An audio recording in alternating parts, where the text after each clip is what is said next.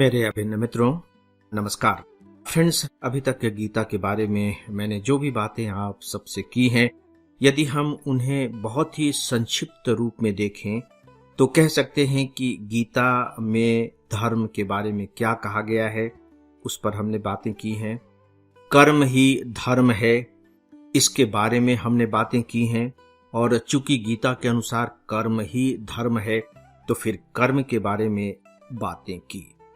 गीता को यदि हम धर्म ग्रंथ मानते हैं तो स्वाभाविक है कि हमें यह मानना ही पड़ेगा कि चूंकि गीता के अनुसार कर्म ही धर्म है, इसीलिए गीता कहीं न कहीं कर्म ग्रंथ भी बन जाती है।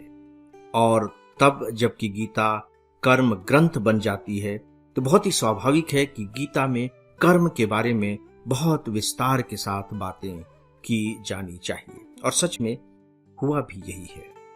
गीता की जितनी भी बातें हैं, यदि आप उन्हें किसी एक बिंदु पर ले जा करके देखना चाहेंगे तो पाएंगे कि ये सारे के सारी जो रेखाएं हैं वो कर्म नामक बिंदु पर जाकर समाप्त होती हैं। गीता में जितनी भी बातें बताई गई हैं उन सब का संबंध या तो सीधे सीधे या प्रत्यक्ष रूप से कर्म से ही है।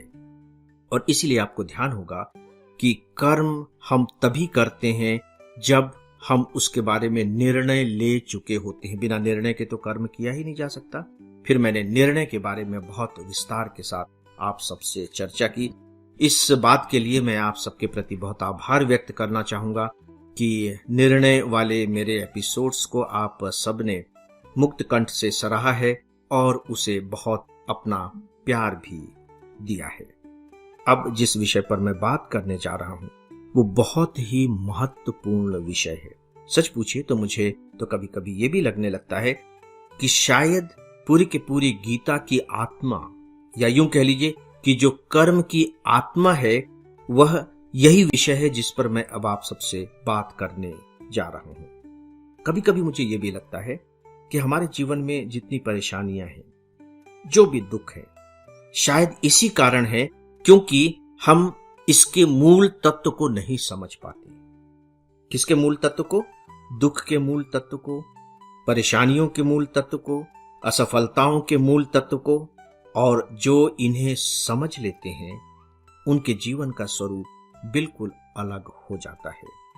आप शायद समझ गए होंगे कि मैं अब किस विषय पर बात करने जा रहा हूं। मैं अब तत्व नामक विषय पर बात करने जा रहा हूं। तत्व। गीता में स्पष्ट रूप से कहा गया है, तत्व ज्ञानी बनो। लेकिन बात यहीं खत्म नहीं हुई है, तत्वदर्शी बनो। तत्व ज्ञानी और तत्वदर्शी। अब इस पर मैं आप सबसे विस्तार से बातें करूंगा। जैसा कि मैंने कहा कि इसे मैं गीता की एक प्रकार से आत्मा ही मानता हूं। इससे पहले कि मैं अपनी बात की शुरुआत करूं, क्या आप सब मुझे एक छोटा सा होमवर्क देने की अनुमति देंगे? मैं आप सबको एक छोटा सा होमवर्क देने जा रहा हूं। बहुत ही छोटा सा होमवर्क है।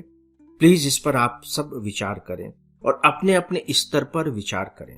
हालांकि मैं जो होमवर्क देने जा रहा हूं वो आपको बहुत बचकाना सा लगेगा कि ये भी कोई होमवर्क है, लेकिन यही सबसे मजेदार बात होगी कि गीता किस तरीके से हमारी छोटी छोटी समस्याओं के भी समाधान प्रस्तुत करता है और किस तरह से हमारे जीवन की जो छोटी छोटी बातें हैं उन्हें फिलॉसफी में तब्दील कर देता है, दर्शन शास्त्र में बदल देता है। इसीलिए तो गीता की जो सबसे बड़ी विशेषता है वो मैं ये मान करके चलता हूं, गीता मूलतः बहुत ही प्रैक्टिकल फिलॉसफी है, बहुत ही व्यावहारिक दर्शन है। क्योंकि गीता किसी कमरे में बैठ करके नहीं लिखी गई है कि मन में आया, कोई विचार उठा, कोई तरंग उठी और उसे लिख दिया गया। नहीं, जो गीता है वो कृष्ण के अपने जीवन का भोगा हुआ सत्य है। जो गीता है वो कृष्ण के अपने समाज का सत्य है। और साथ ही साथ जो गीता है वह भविष्य का सत्य है। इसीलिए गीता अपने आप में इतना महान ग्रंथ बन सका है। तो मेरा होमवर्क क्या है, इसे आप थोड़ा सा सुन लीजिए। आप जब चाय बनाते हैं तो चाय में आप चीनी डालते हैं, लेकिन जब आप दाल बनाते हैं तो दाल में चीनी नहीं डालते, दाल में आप नमक डालते हैं। ये प्रश्न है ना, थोड़ा सा अटपटा सा, बचकाना सा, तो आप ऐसा क्यों करते हैं? सोचकर बताइए। ठंड के दिन जब आते हैं तो हम सभी के बिस्तरों पर रजाइयां आ जाती हैं और पतली चादरें हट जाती हैं। हमारे शरीर पर कोट और कंबल सवार हो जाते हैं। हम उनका बोझ ढोते हैं, ढोना पसंद करते हैं। जबकि गर्मी के दिनों में तो हम ऐसा नहीं करते थे। बरसात के दिनों में हमारे हाथों में छाते आ जाते हैं या फिर हम रेनकोट पहन लेते हैं। हम ऐसा क्यों करते हैं? इस पर विचार कीजिए। बहुत मुश्किल काम नहीं है इनके उत्तर ढूंढ पाना। और भी सारी चीजों के बारे में सोचिए। इस संसार में जितनी भी वस्तुएं हैं उन्हें दो श्रेणियों में हम बांट कर देखते हैं। एक वे जो जड़ हैं, यानी कि जो चलायमान नहीं है, जो एक स्थान पर स्थिर है तो बस वही है, वहां से वो कहीं जाती नहीं। चट्टानों के पंख नहीं होते कि वो उड़कर कहीं चले जाएं। यही स्थिति पर्वतों के साथ भी है, यही स्थिति पेड़ों के साथ भी है।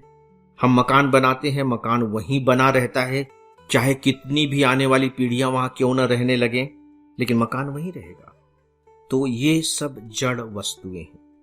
जो दूसरी वस्तुएं होती हैं, जो दूसरे पदार्थ होते हैं, जो दूसरे जीव होते हैं, वो चलायमान होते हैं, वो मूव करते हैं, वे एक स्थान पर नहीं रहते। आप और हम चलते रहते हैं, पक्षी उड़ते रहते हैं, मछलियां तैरती रहती हैं, जानवर एक स्थान से दूसरे स्थान पर छलांगे लगाते रहते हैं, मूव करते रहते हैं। तो इस तरह की दो तरह की वस्तुएं हैं। सामान्यतः यह माना जाता है कि जो जड़ वस्तुएं हैं वे हैं जिनके अंदर चेतना नहीं होती। ये थोड़ा सा विवादास्पद है। चलिए फिलहाल हम मान लेते हैं कि उनमें चेतना नहीं होती, तो इसीलिए वो कहीं मूव भी नहीं कर पाते, इधर उधर नहीं आ पाते। जबकि जो प्राणी हैं, जो जीव हैं, उनमें चेतना होती है। चलिए अब हम जड़ वस्तुओं के प्रति अपने व्यवहार को देखें और हम बकायदे जो मूव करने वाली वस्तुएं हैं उनके प्रति अपने व्यवहार को देखें। पेड़, तो क्या सारे पेड़ों के प्रति हमारे व्यवहार एक जैसे होते हैं? क्या हमारे लिए नीम, पीपल, जामुन, बरगद, ये सारे पेड़ एक जैसे ही हैं? क्या हम उनके साथ एक ही जैसा व्यवहार करते हैं? क्या सारी नदियों के साथ, चाहे वो गंगा नदी हो या यमुना नदी हो या नर्मदा नदी हो या सामान्य नदी हो, हमारा व्यवहार एक जैसा ही होता है? सोच करके देखिए।